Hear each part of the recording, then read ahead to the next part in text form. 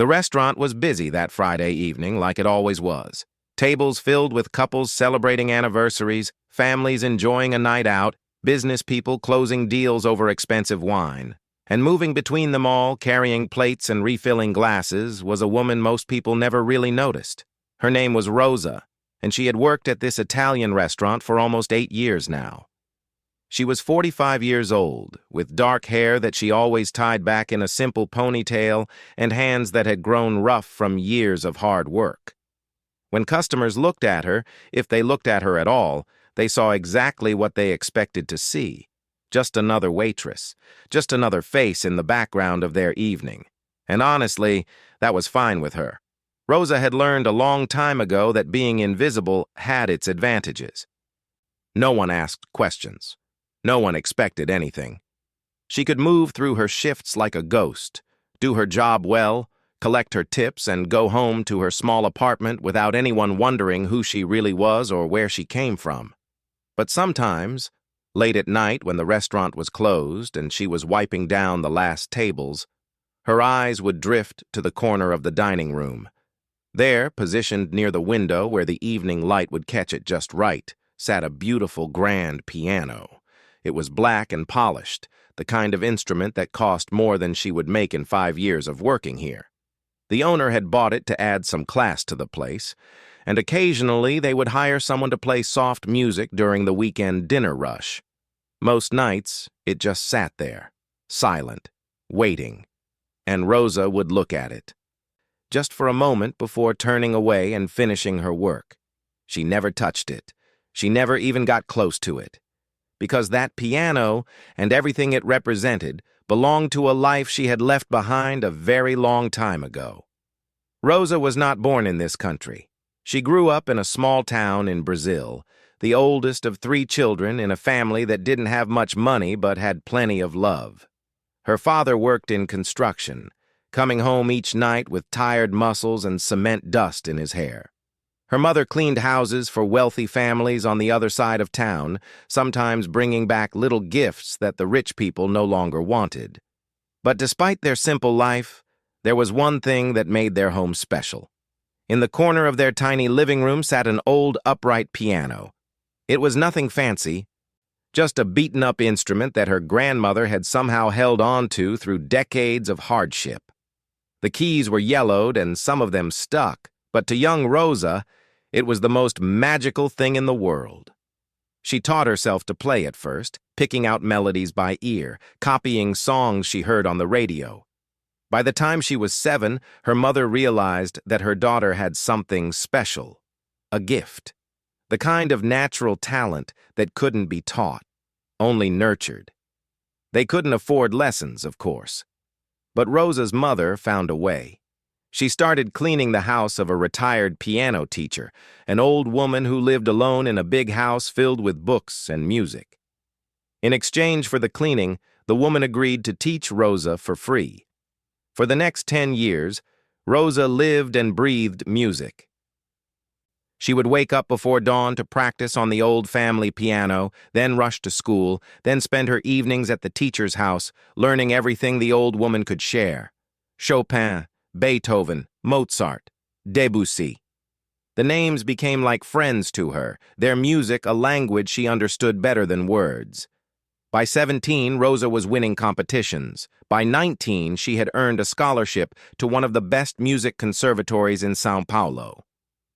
Her teachers said she was destined for greatness, concert halls, recording contracts, a life filled with music and applause.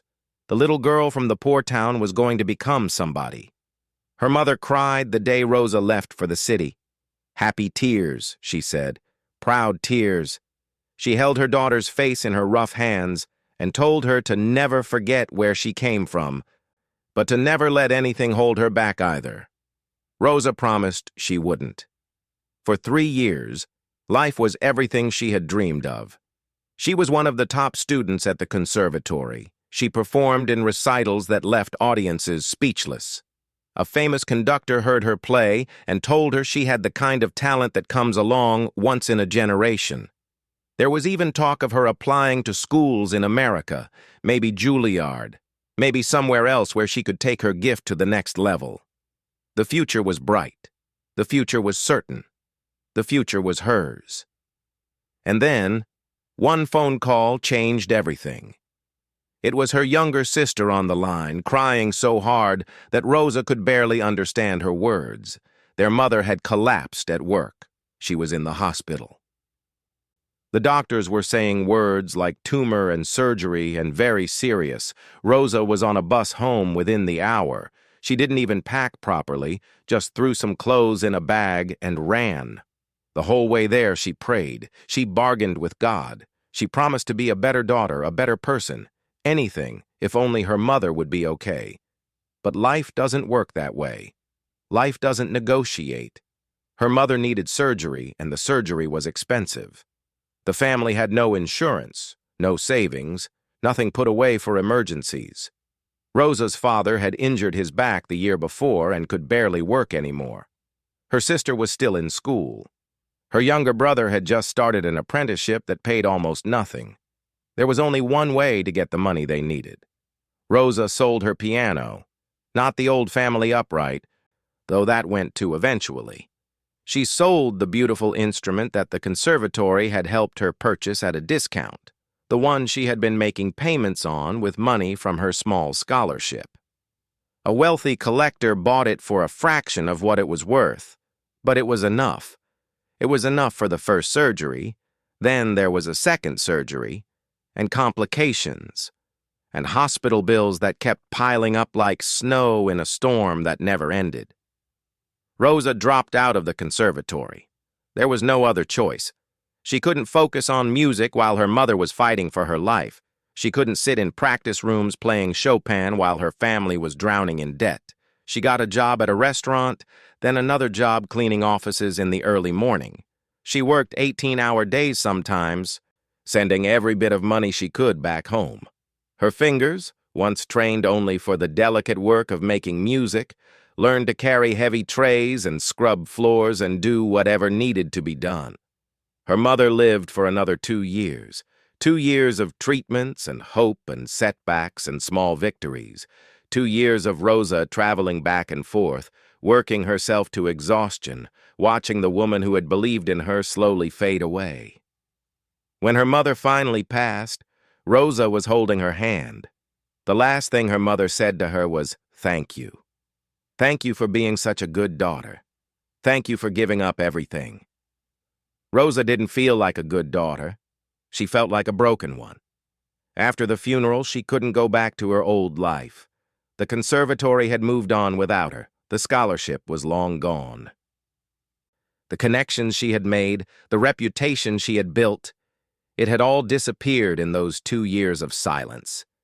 And honestly, she didn't have the heart to try anymore.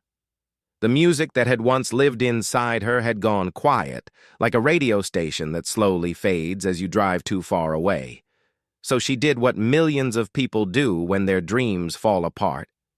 She kept working, she kept surviving, and eventually she made her way to this country, following a cousin who promised there were better opportunities here. That was 12 years ago now. 12 years of being invisible.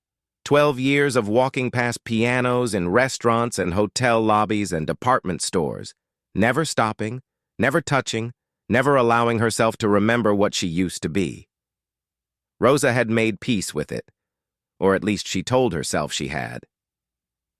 Her life was small now, but it was stable.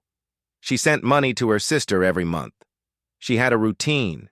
She had learned to find satisfaction in simple things: a good tip, a kind customer, a quiet evening at home with a cup of tea. The dreams of concert halls and standing ovations belonged to another woman, a young girl from Brazil who didn't exist anymore. Or so she thought. Because on one cold evening in December, something was about to happen that would change everything. Something that would reach into that quiet, invisible life and shake it to its very foundation. But Rosa didn't know that yet. On this particular Friday, she was just doing her job, clearing plates and avoiding eye contact with the grand piano in the corner. She had no idea that her story was only beginning. It was the second Saturday of December, and the restaurant had been transformed. White flowers sat on every table, candles flickered in crystal holders. A banner hung near the entrance that read, "Happy 40th Anniversary," in elegant gold letters. Rosa had known about this event for weeks. Everyone on staff had. The owner had been talking about it nonstop, reminding them again and again how important it was. The couple hosting the party, Mr. and Mrs. Coleman, were not just regular customers. They were the kind of people who mattered in this town. Wealthy, connected, the type who could make or break a restaurant's reputation with a single review. Mrs. Coleman had planned every detail herself. The menu, the decorations, the seating arrangements. She had even requested that the grand piano be tuned specially for the occasion.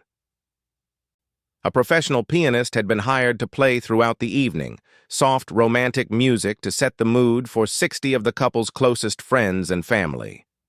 This was supposed to be perfect. This was supposed to be a night everyone would remember. Rosa arrived for her shift at 4 in the afternoon, 2 hours before the guests were scheduled to arrive. The kitchen was already in chaos, the good kind of chaos that happens when talented people are working hard to create something special. Chefs shouted orders, prep cooks chopped vegetables at lightning speed. The smell of garlic and fresh bread filled the air. She tied on her apron and started checking her tables, making sure every glass was polished, every napkin folded just right. The other servers moved around her, everyone focused, everyone a little nervous. A party this size with people this important left no room for mistakes. At 5:30, the manager gathered everyone together for a quick meeting.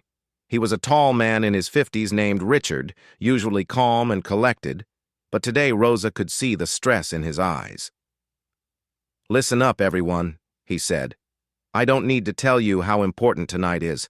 The Colemans have been coming here for 15 years. They chose us for the most important night of their year. So let's show them they made the right choice. Any questions?" No one had questions. They all knew what was expected. Rosa went back to her preparations, straightening chairs and checking the temperature of the wine coolers. Through the window, she could see the sun starting to set, painting the sky in shades of orange and pink. In less than an hour, this room would be filled with laughter and conversation and music. At least that was the plan. At 6:15, Rosa was in the back folding napkins when she heard Richard's phone ring. She didn't pay much attention at first. Phones rang all the time in restaurants. But something about the way Richard answered, the way his voice suddenly went tight and thin, made her look up. "What do you mean he's not coming?" Richard said into the phone. His face had gone pale. "The party starts in 45 minutes. What happened?" Rosa watched as Richard listened, his expression shifting from confusion to disbelief to something close to panic. He ended the call and stood there for a moment, staring at nothing, like a man who had just received very bad news. "What's wrong?" one of the other servers asked. Richard ran a hand through his hair. "The pianist. He was in a car accident on the highway. He's okay, but he's at the hospital. He's not coming." The words hung in the air like smoke. For a few seconds, nobody moved. "Can we get someone else?" another server asked. "In 45 minutes? On a Saturday night in December?" Richard shook his head. "I've already called 3 people. Everyone's booked. Everyone's busy. There's no one available." Rosa felt her stomach tighten. She knew what this meant. Mrs. Coleman had been very specific about the music. It wasn't just background noise to her. She had told the story at least 3 times to anyone who would listen. 40 years ago, her husband had proposed to her at a restaurant just like this one, while a pianist played their favorite song. The music wasn't decoration. It was the heart of the whole evening. Without it, the night would feel empty, incomplete, like a birthday cake without candles. Richard was already walking toward the dining room, probably to figure out how to break the news to the Colemans, who had just arrived and were greeting their first guests near the entrance. Rosa watched Mrs. Coleman smile and hug an elderly woman, completely unaware that her perfect evening was about to fall apart. Something stirred in Rosa's chest, a feeling she hadn't experienced in a very long time. It started small, just a flutter, like a bird testing its wings after a long winter. But with each passing second, it grew stronger. She thought about her mother. She thought about all those years of sacrifice, all those dreams that had been packed away and forgotten. She thought about the piano sitting in the corner of the dining room, silent and waiting, just like it had been waiting every night for the past 8 years. And she thought about Mrs. Coleman, a woman she barely knew, whose special night was about to be ruined through no fault of her own. Before Rosa could talk herself out of it, before the logical part of her brain could list all the reasons this was a terrible idea, she found herself walking.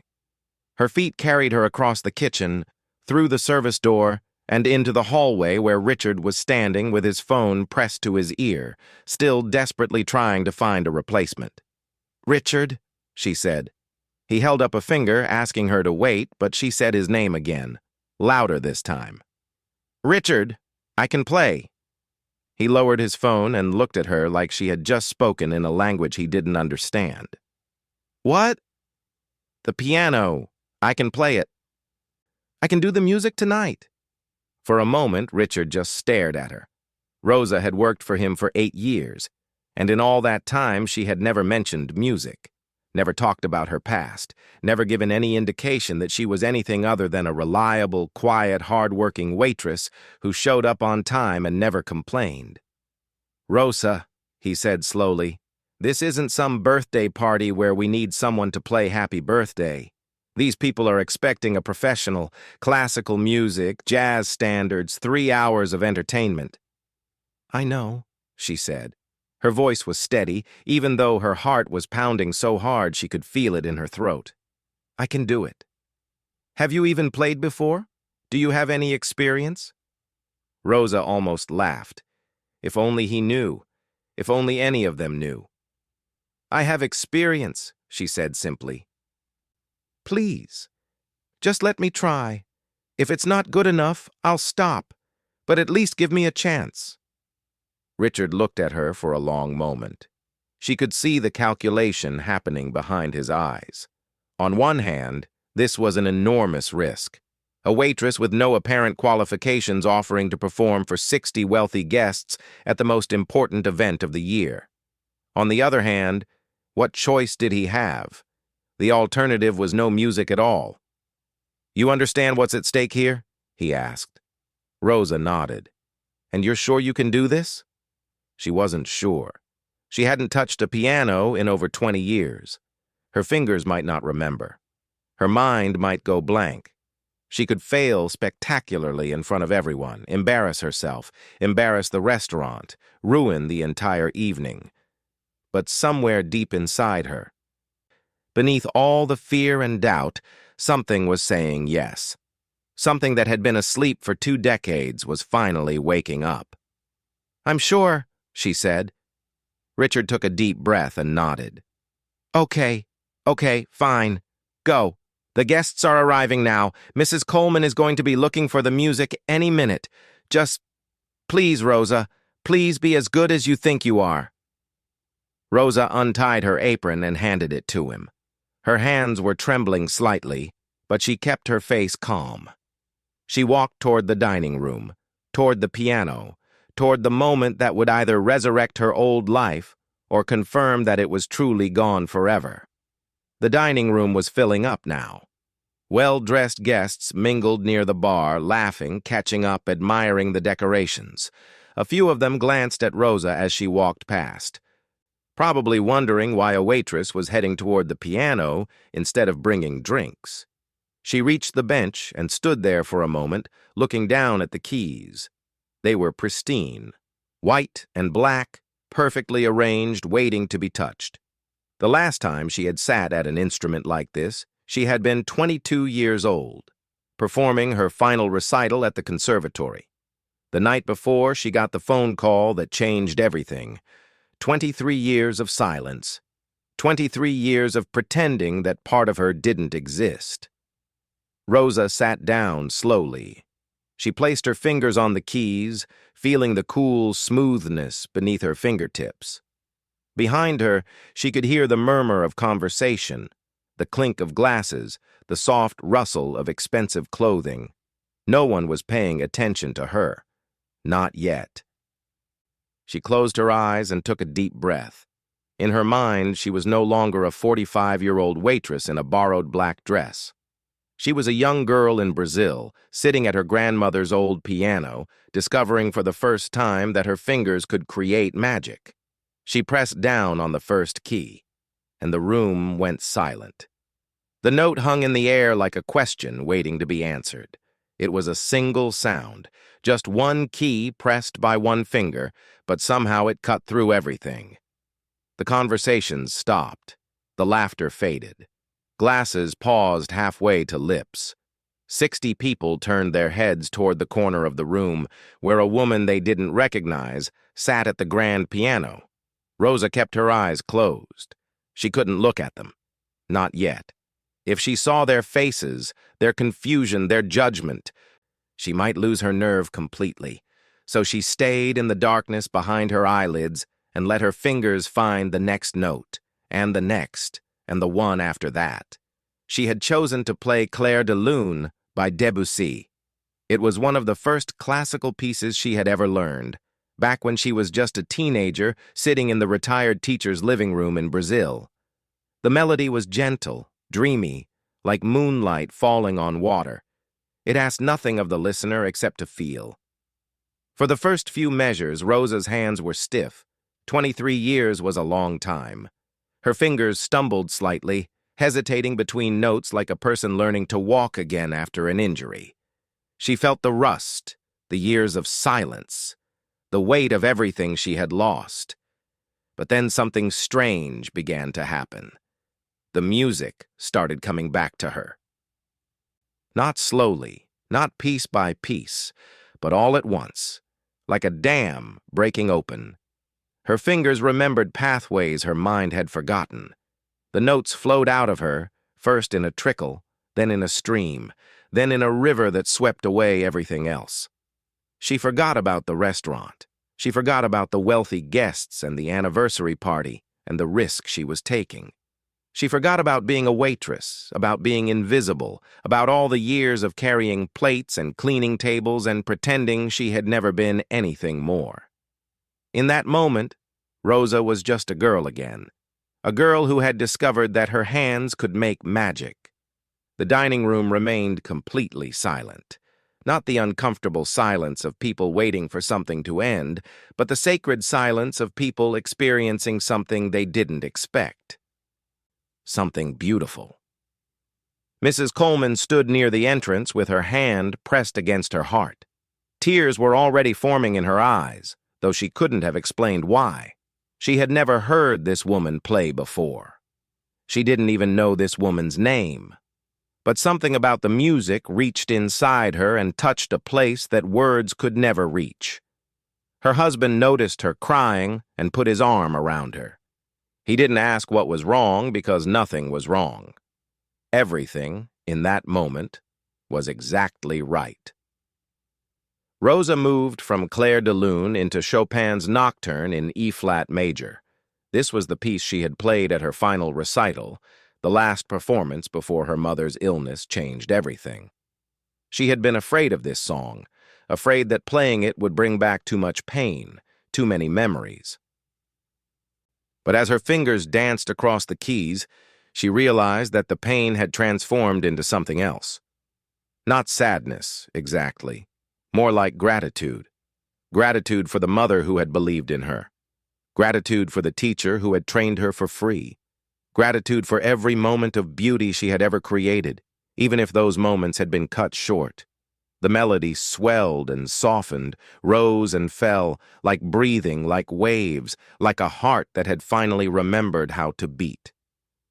In the kitchen doorway, the other servers had gathered to watch. They stood in a cluster, still holding their trays and their order pads, their mouths slightly open.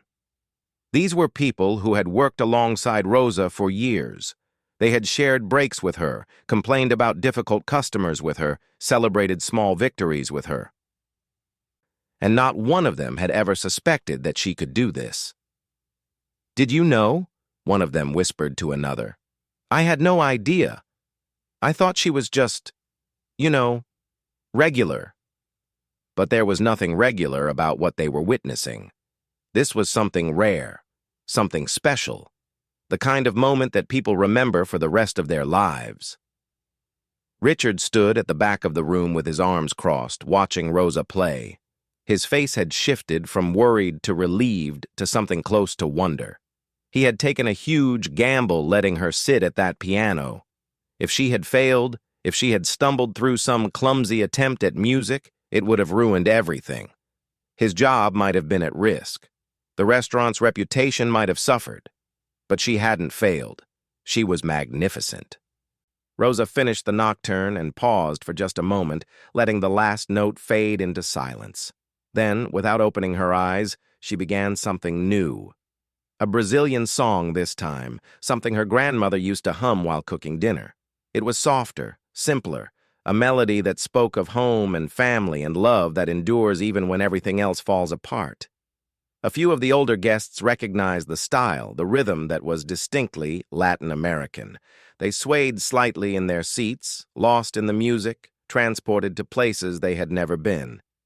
Then Rosa shifted again, this time into jazz, a classic American standard that everyone in the room had heard 100 times, but never quite like this. Her left hand kept the rhythm while her right hand improvised, adding flourishes and variations that made the familiar song feel brand new. This was the gift that her teachers had always praised. Rosa didn't just play music, she lived inside it, she breathed it, she made it her own. An hour passed, then another. Rosa played everything she could remember, pulling songs from the depths of her memory like treasures from a sunken ship. Some pieces she hadn't thought about in decades, but her fingers found them anyway, guided by some instinct that went deeper than conscious thought. Between songs, she finally opened her eyes. She saw the faces of the guests, and what she saw made her breath catch in her throat. They weren't looking at her with confusion or judgment.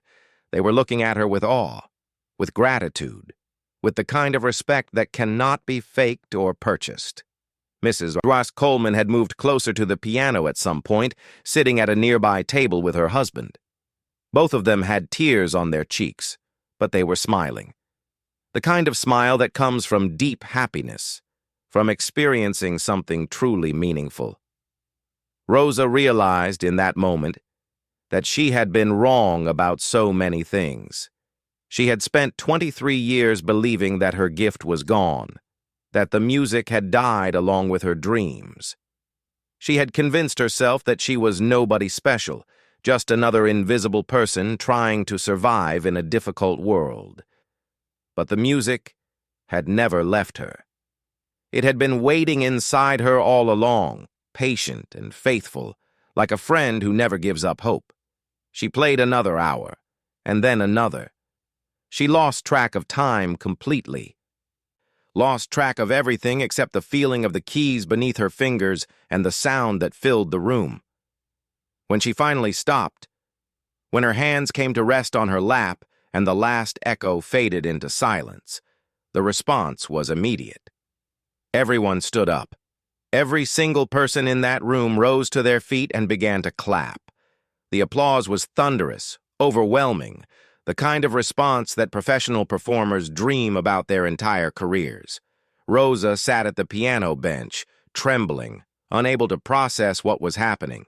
People were cheering, some were crying, a few were calling out, "Bravo," like they were at an opera house instead of an Italian restaurant.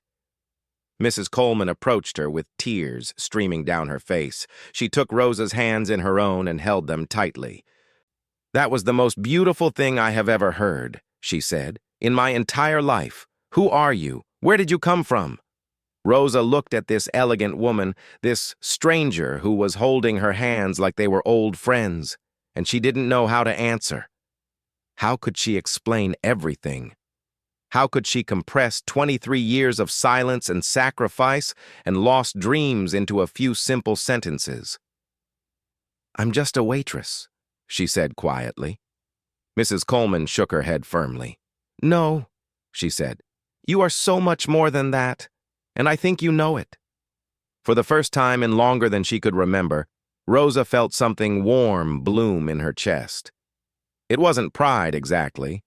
It was more like recognition, like finally being seen after years of being invisible. The night wasn't over yet. There was still dinner to serve, toasts to make, an anniversary to celebrate. But something had shifted in that room, something that could never be shifted back. Rosa had played her way out of the shadows, and now the whole world was watching. The party continued for another 2 hours after Rosa finished playing, but she moved through the rest of the evening in a daze. She had put her apron back on and returned to serving tables, but everything felt different now. The guests looked at her differently. They smiled at her, really smiled, not the polite automatic smiles that people give to waitresses they barely notice.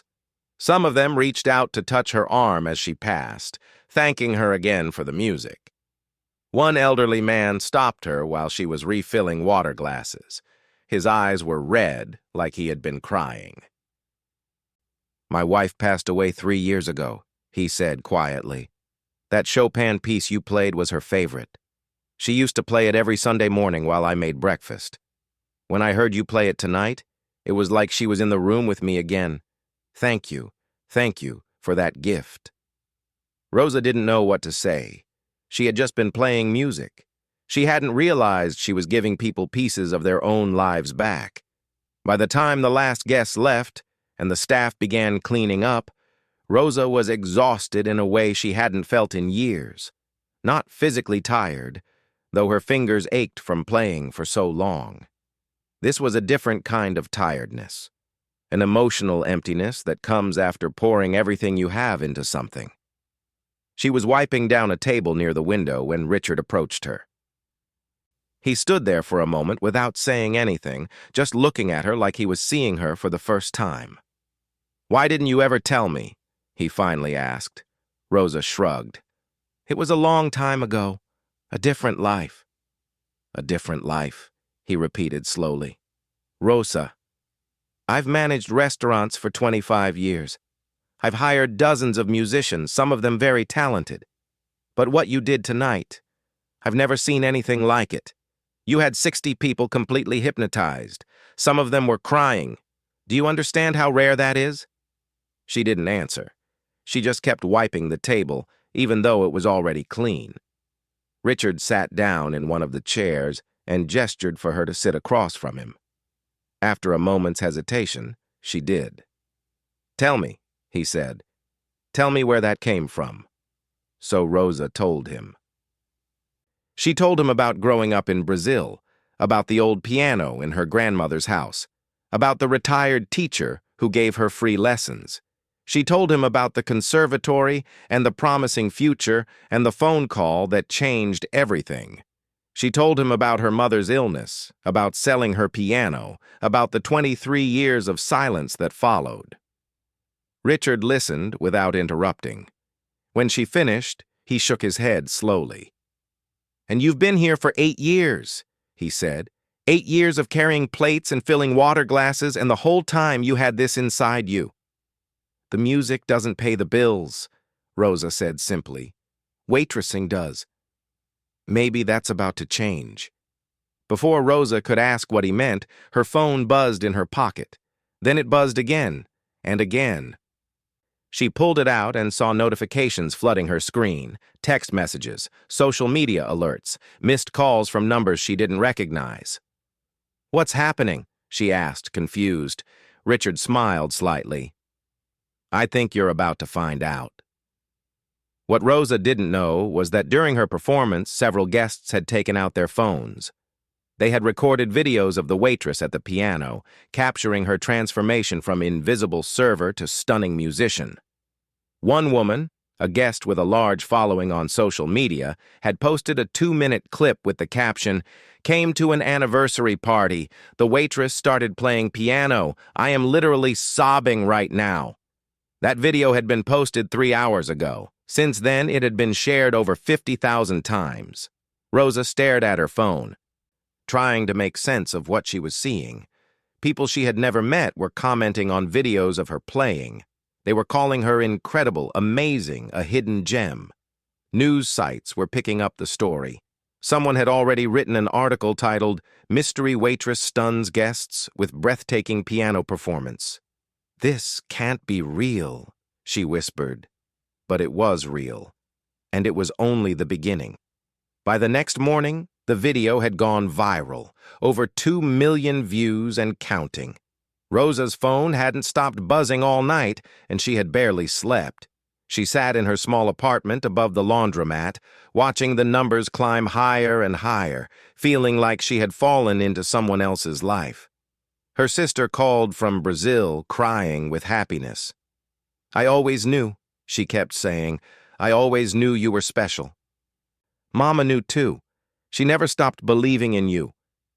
Rosa cried when she heard that. She cried for a long time. The calls started coming later that day. A producer from a morning news show wanted to interview her. A local newspaper wanted to do a feature story. A radio station wanted her to come on and tell her story. Everyone, it seemed, wanted a piece of the waitress who could play piano like an angel. Rosa didn't know how to handle any of it. She had spent 23 years avoiding attention, staying invisible, keeping her head down. Now suddenly the whole world wanted to know who she was. She said no to most of the requests at first. It was too much, too fast. She needed time to think, to process, to figure out what all of this meant. But then came a call that was different from the others. It was from Mrs. Coleman, the woman whose anniversary party had started all of this. She asked if Rosa would be willing to meet her for coffee, just the two of them, to talk. Rosa agreed. They met at a small cafe on the other side of town, away from the restaurant and the memories of that incredible night. Mrs. Coleman was already there when Rosa arrived, sitting at a corner table with a warm smile on her face. "Thank you for coming," she said as Rosa sat down. "I know you must be overwhelmed right now." "That's one word for it," Rosa admitted. Mrs. Coleman laughed softly. "I can imagine, but I wanted to talk to you about something important." She explained that she and her husband ran a charitable foundation. They had started it 15 years ago after their daughter, their only child, had died in an accident. The foundation was their way of honoring her memory, of putting some good back into the world. "Our daughter loved music," Mrs. Coleman said, her voice thick with emotion. "She played violin. She dreamed of going to a conservatory just like you did. She never got the chance." Rosa felt her heart tighten. She understood loss. She understood dreams that never came true. "Every year, our foundation gives scholarships to young musicians who can't afford to pursue their education," Mrs. Coleman continued. "We help them pay for school, for instruments, for everything they need. We've helped dozens of kids over the years, but this year, we want to do something different." She reached across the table and took Rosa's hands, just like she had done after the performance. "We want to help you," she said. "Not a young student. You. We want to give you the chance to go back, to finish what you started all those years ago, to become the musician you were always meant to be." Rosa felt the world tilt around her. She couldn't breathe. She couldn't speak.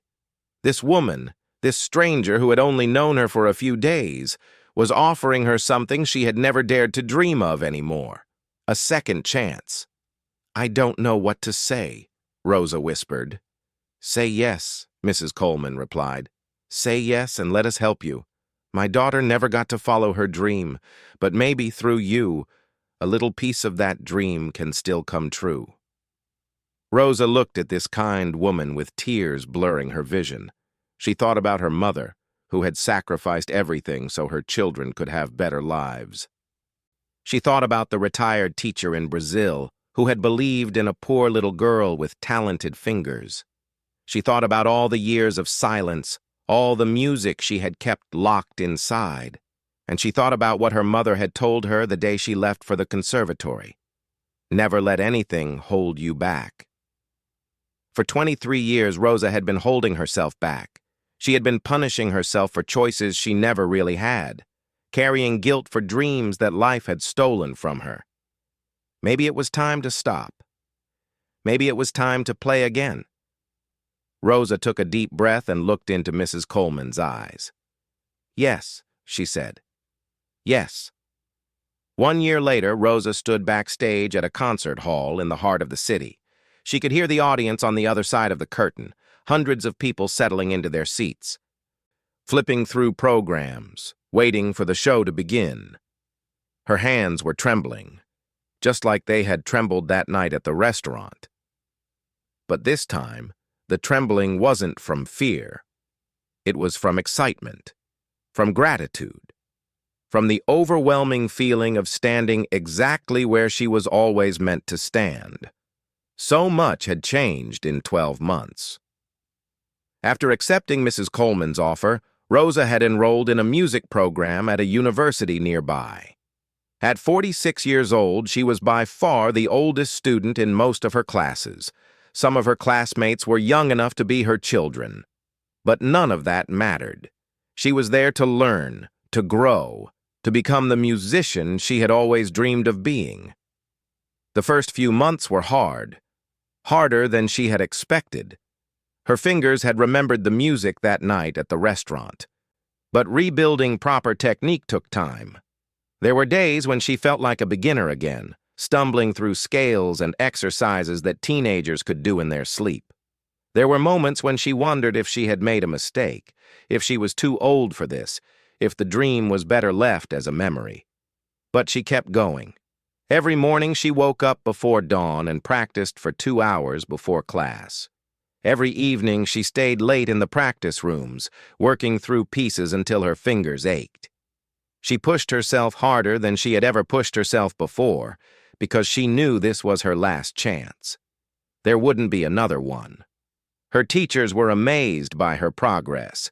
They said she had something that couldn't be taught, a depth of emotion, a maturity of expression that only comes from living a full life. The young students could play all the right notes, but Rosa could make people feel something. That was the difference. Mrs. Coleman came to visit her often during that first year. They had become close friends, bonded by their shared experiences of loss and hope. Sometimes they would just sit together and talk about music, about family, about the strange ways that life can surprise you when you least expect it. "You know," Mrs. Coleman told her one afternoon, "when I saw you that night at the restaurant, something in my heart just knew. I can't explain it. It was like my daughter was telling me that you were the one we were supposed to help." Rosa didn't know if she believed in signs from beyond, but she believed in Mrs. Coleman's kindness, and she believed that sometimes, when one door closes, another one opens. You just have to be brave enough to walk through it. The scholarship covered her tuition and living expenses, which meant Rosa could finally stop working double shifts at the restaurant. She did keep working there part-time, though, not because she needed the money, but because she wasn't ready to leave completely. That restaurant had been her home for 8 years. The people there had become her family. Richard, her old manager, always saved a table for her near the piano. Sometimes, after the dinner rush, she would sit down and play for whoever wanted to listen. The regular customers loved it. They would request their favorite songs, and Rosa would play them from memory or figure them out on the spot if she didn't know them. It wasn't a concert hall. It wasn't fame and glory, but it was real, and it was beautiful.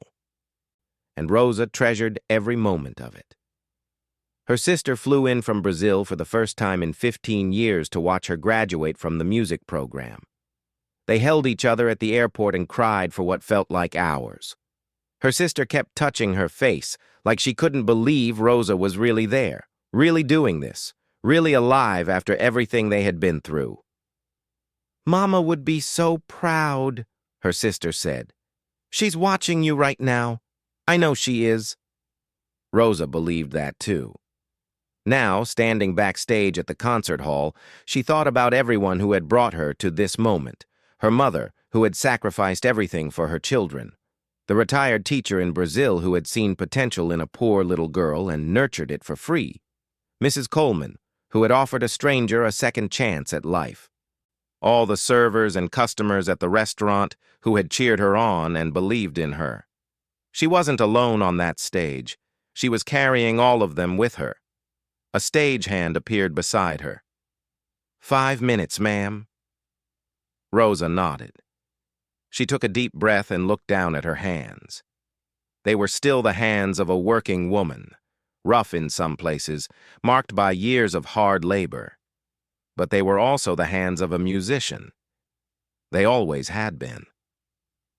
She walked to the edge of the curtain and peeked out at the audience. The hall was nearly full.